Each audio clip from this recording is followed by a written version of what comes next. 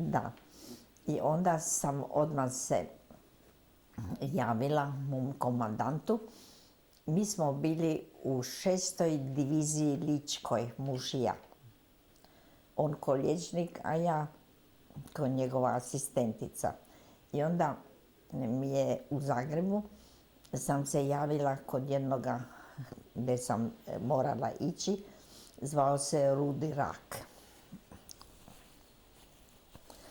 I onda mi je on rekao da ako hoću ostati u vojsci, da ću dobiti čin poručnika, a kažem ne.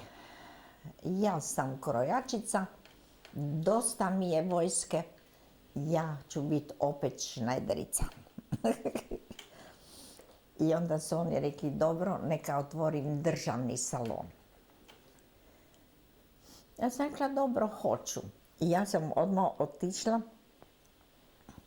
na Iračićev trg 4, gdje i danas stanujem, jer je taj stan bio stan od doktora Đure Jelineka, oca od mog muža.